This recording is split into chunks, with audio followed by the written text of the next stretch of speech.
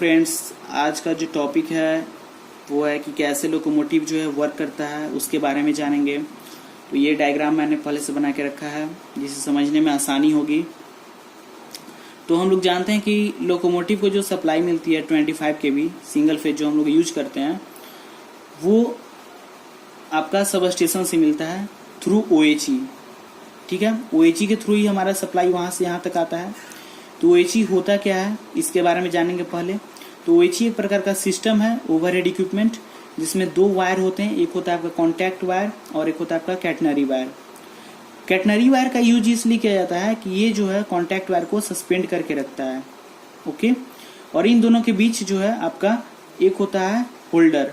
Holder क्या करता है कि वो एक यूनिफॉर्म पोजीशन, एक फिक्स्ड पोजीशन प्रोवाइड करता है कॉन्टैक्ट वायर को हॉरिजेंटली। ओके, और ये जो कॉन्टैक्ट वायर है ये आपका बना हुआ रहता है कैडमियम कॉपर का और हार्ड्रॉन कॉपर का। तो इसका मेन काम क्या है, OHE का ओवरहेड इक्विपमेंट का मेन काम है सप्लाई को कैरी करके लाना सब स्टेशन से लोकोमोटिव तक। उसके बाद हमारा दूसरा जो इक्विपमेंट है वो है पैंटोग्राफ। पैंटोग्राफ जो है वो आपका लोकोमोटिव के छत पे ही माउंटेड रहता है। इसका मेन काम क्या है, ये करंट को कलेक्ट करता है OHE से और लोकोमोटिव तक पहुंचाता है, लोकोमोटिव के इनर पार्ट्स में सप्लाई देता है। ओके, तो पैंटोग्राफ जो है इसके साथ आपका स्लाइडिंग शू रहता है, इसके फ्रेम में कनेक्टेड रहता है, जो कि आपका OHE से कांटेक्ट करता है। ओके, तो पैंटोग्राफ के बाद हम लोग देखेंगे सर्किट ब्रेकर। सर्किट ब्रेकर जो है इसका मेन काम क्या है, मेन फंक्शन इसका यह है कि अगर कभी भी फॉल्ट हो जाए, ओके, कभी भी फॉल्ट हो तो ये क्या करे कि लोकोमोटिव का हमारे इंजन को ये लाइन साइड से डिस्कनेक्ट कर दे। फॉल्ट के केस में सर्किट ब्रेकर के साथ आपका रिले भी रहेगा, करंट ट्रांसफार्मर भी रहेगा। वो सब फिगर में शो नहीं किया गया है, लेकिन हम लोग जानते हैं कि सर्किट ब्रेकर जो है और रिले जो है वो एक साथ काम करते हैं। उसके बाद हमारा जो है दूसरा जो डिवाइस है वो है ऑन लोड टैप चेंजर। तो आप लोग डायग्राम में देख रहे होंगे ऑन लोड टैप चेंजर का डायग्राम इस तरह से ये रहता है।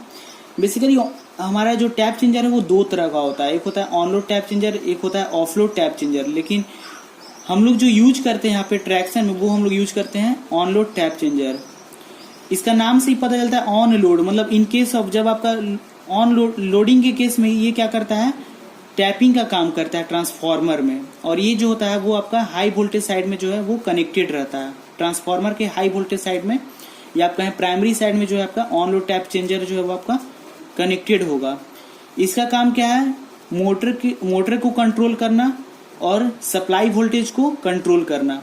सप्लाई वोल्टेज को कंट्रोल करेगा लोड के अनुसार, जिस तरह का लोड होगा उस तरह से सप्लाई वोल्टेज को वैरी करके लोड के अनुसार ये सप्लाई देगा। तो ये ऑन लोड टैप चेंजर का काम हुआ। उसके बाद हमारा जो सप्लाई है वो जाता है आपका ट्रांसफार्मर में। यहाँ पे जो ट्रांसफार्मर है ये स्टेप डाउन ट्रांसफार्मर है। ओके, तो ये जो है 25 kV को हमारा वर्किंग वोल्टेज जो भी जितना हमें वोल्टेज चाहिए उसके अनुसार ये उसको स्टेप डाउन करके हमें रेक्टिफायर को देता है। और रेक्टिफायर का इस्तेमाल इसलिए किया जाता है कि हम यहाँ पे जो अभी यूज कर रहे हैं वो DC मोटर यूज कर रहे हैं, DC सीरीज मोटर। तो हमें क्या चाहिए, DC सप्लाई चाहिए।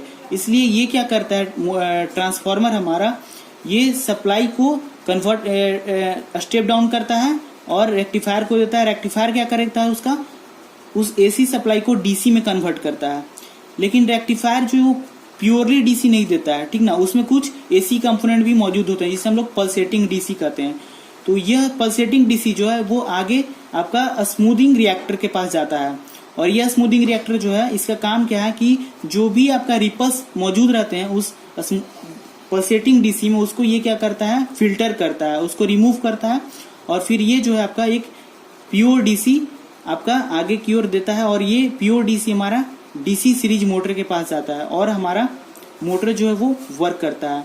तो ये तो था कि कैसे हमारा जो सप्लाई है वो किस तरह से हमारा मोटर को मिलता है, यहाँ तक हमने देखा। हम लोग DC सीरीज मोटर क्यों यूज करते हैं, तो DC सीरीज मोटर इसलिए यूज करते हैं क्योंकि इसका स्टार्टिंग टॉर्क जो होता है वो हाई होता है।